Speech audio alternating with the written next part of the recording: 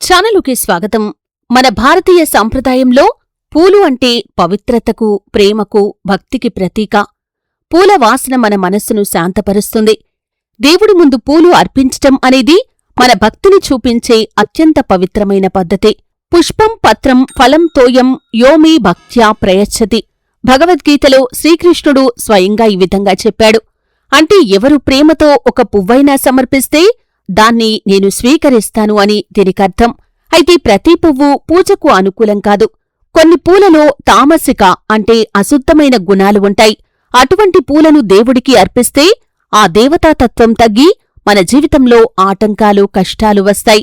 శివపురాణం, పద్మపురాణం, గరుడ పురాణం వంటి అనేక పురాణాల్లో పూజలో ఏ పూలు వాడకూడదో స్పష్టంగా పేర్కొన్నారు. అయితే పూజకు వాడకూడనటువంటి ఆ పూలు ఏంటి? ఆ పూలు వాడటం ద్వారా ఎటువంటి కష్టాలు మనం అనుభవించాల్సి వస్తుంది? దానికి కారణం ఏంటి? ఈ పూర్తి అంశాల గురించి వీడియోలో మనం వివరంగా తెలుసుకునే ముందు మా చిన్న రిక్వెస్ట్ ఏంటంటే, ఇదివరకు మా ఛానల్ని మీరు సబ్స్క్రైబ్ చేసుకోనట్లయితే సబ్స్క్రైబ్ చేసుకోండి. అలాగే పక్కన ఉన్న గంట సింబల్ మీద ఆల్ అప్డేట్స్ ని క్లిక్ చేయండి. అప్పుడే మేము అప్లోడ్ చేసే ప్రతి వీడియోకి మీకు నోటిఫికేషన్ అనేది వస్తుంది. ఇక మొదటి పువ్వు వచ్చేసి తామర పువ్వు. మలిన స్థలం నుండి తెచ్చినది. తామర పువ్వు శివపూజ, లక్ష్మీపూజలకు ఎంతో పవిత్రం. కాని చెరువుల్లో మలినం, మట్టి, చెత్త ఉన్న ప్రదేశాల నుండి తెచ్చిన తామర పువ్వు శుద్ధమైంది కాదు. ఆ పూలు వాడితే కనుక దోష పూజ అవుతుంది. ఫలితంగా ధననష్టం, మానసిక కలతలు వస్తాయి. ఇక రెండవ పువ్వు వచ్చేసి దత్తూర పువ్వు. దత్తూర పువ్వు కేవలం శివుడికి మాత్రమే ఇష్టం. ఇతర దేవతల పూజలో వాడితే అపచారం అవుతుంది. దత్తూర పువ్వు శివుడి విషహర తత్వాన్ని సూచిస్తుంది. కాని దాన్ని విష్ణు, లక్ష్మి, సాయిబాబా వంటి దేవతలకు అర్పిస్తే కార్య విఘ్నాలు, కుటుంబ కలహాలు వస్తాయి. ఇక మరో రకం పూలు నాగదంప పూలు. ఈ పువ్వులు విషతుల్యమైన వాసన కలిగినవిగా భావిస్తారు. పూజలో వాడితే శాంతి తగ్గి కోపం, అసహనం పెరుగుతాయి. శాస్త్రాలు ఏం చెబుతున్నాయంటే ఈ పూలలో రాహు ప్రభావం ఉంటుంది. కాబట్టి పూజలో వీటిని ఎట్టి పరిస్థితుల్లో కూడా వాడకూడదు. బంతిపూలు చూడటానికి చాలా అందంగా ఉంటాయి. ఇంట్లో ఏదైనా శుభకార్యం ఉంటే తప్పనిసరిగా బంతిపూలు ఉండాల్సిందే. కాని ఇంట్లో పూజ చేసే సమయంలో మాత్రం బంతిపూలను పూజకు ఉపయోగించకూడదు. దీనికి కారణం ఏంటంటే బంతిపూలు పురుగులను ఆకర్షిస్తాయి. కాబట్టి బంతిపూలను దేవుడికి సమర్పిస్తే దేవుడి దగ్గరికి పురుగులు వస్తాయి. కాబట్టి దేవుడి పూజలో బంతిపూలను ఉపయోగించకూడదు. అలాగే మరొక పువ్వు వచ్చేసి మోడుగు పువ్వు. ఈ పువ్వు పండుగల్లో అందంగా కనిపించినా దాన్ని పూజలో వాడటం అనుకూలం కాదు. ఇది అగ్నిని సూచిస్తుంది. దేవుడి పూజలో దీన్ని వాడితే కనుక గ్రహక్లేశాలు, వాద ప్రతివాదాలు ఎక్కువవుతాయి. అలాగే మరొక పువ్వు వచ్చేసి మరువపు పువ్వు. ఇది చాలామందికి ఇష్టమైన పువ్వు. అయినప్పటికీ ఇది పూజలో వాడకూడదు. మరువం అంటే మదానుగ్రహానికి సంకేతం. ఇది కామదేవుడికి చెందిన పుష్పం. కాబట్టి దాన్ని భక్తిపూర్వక పూజలో వాడితే దేవతాతత్వం దూరమవుతుంది. అలాగే మరొక పువ్వు మందార పువ్వు. ఎరుపు మందార పువ్వు శివుడికి చాలా ఇష్టమైంది. కాని తెలుపు కాని లేదా పసుపు రంగు మందార పూలు అశుద్ధంగా పరిగణిస్తారు. ఇవి శ్మశాన ప్రదేశాల్లో ఎక్కువగా పెరుగుతాయి. కాబట్టి వాటిని పూజల్లో వాడితే ఆరోగ్య సమస్యలు, అనారోగ్య పరిస్థితులు వస్తాయని ఒక నమ్మకం కూడా ఉంది. అలాగే మరొక పువ్వు బుగ్గన పువ్వు. ఈ పువ్వుకు తామసిక స్వభావం ఉంది. దీని వాసన బలమైన మానసిక ప్రభావాన్ని కలిగిస్తుంది. శివుడు తప్ప ఇతర దేవతలకు ఈ పువ్వు నిషిద్ధం. ముఖ్యంగా లక్ష్మీదేవి పూజలో వాడితే ధనదోషం కలుగుతుంది. అలాగే ఎండిపోయిన లేదా పాత పూలు. పూజలో ఎప్పుడూ కూడా తాజా పూలే వాడాలి. ముందుగా తెచ్చిపెట్టుకున్నవి తర్వాత రోజు వాడటం, ఎండిపోయినవి, నలిగిపోయినవి వాడితే కనుక అది దేవుణ్ణి అవమానపరిచినట్లే. అవి వాడితే అష్టకష్టాలు వస్తాయని పురాణాలు చెబుతున్నాయి. వ్యాపార నష్టం సంభవించవచ్చు. కుటుంబ విభేదాలు వస్తాయి. అనారోగ్యం కలుగుతుంది. భయాలు, ధననష్టం, దారిద్ర్యం, మానసిక కలత, పనుల విఘ్నాలు, ఇటువంటి అష్టకష్టాలు వచ్చే అవకాశాలు ఈ పూలతో దేవుణ్ణి పూజించటం ద్వారా జరుగుతాయి.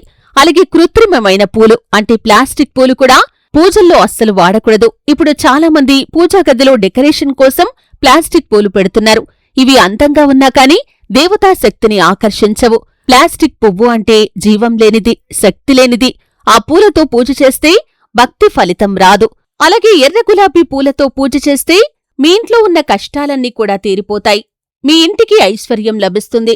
కాని నేలరాలిన పువ్వులను దేవుడి పూజలో సమర్పించకూడదు. ముఖ్యంగా సాయంత్రం 6 గంటలు దాటిన తర్వాత పూలను అస్సలు కోయకూడదు. పూజకు వాడే పువ్వులను నీటితో కడగకూడదు. అలాగే ఎడమచేత్తో కోసిన పూలను కూడా దేవుడి పూజలో వాడకూడదు. నెలసరి సమయంలో పొరపాటున కూడా పూలను తాకకూడదు. ఐశ్వర్యానికి దేవతైన లక్ష్మీదేవికి గులాబీ పూలతో పూజిస్తే అష్టైశ్వర్యాలు చేకూరుతాయి. అలాగే గన్నేరు పూలతో దేవుణ్ణి పూజిస్తే వ్యాపారంలో అధిక లాభాలు వస్తాయి. అలాగే విప్పని పూలతో కూడా దేవుణ్ణి పూజించకూడదు. దేవుడి పూజలో మొగ్గలను ఉపయోగిస్తే మీ పిల్లలకు అనారోగ్య సమస్యలు ఏర్పడతాయి. దేవుడి పూజలో విడిపూలను ఉపయోగించకూడదు. విడిపూల కన్నా మాలకట్టిన పూలతో పూజ చేస్తేనే మంచి పుణ్య ఫలితం మీకు లభిస్తుంది. సువాసన వెదజల్లే పారిజాత పుష్పాలంటే వెంకటేశ్వర స్వామికి చాలా పవిత్రమైనవి.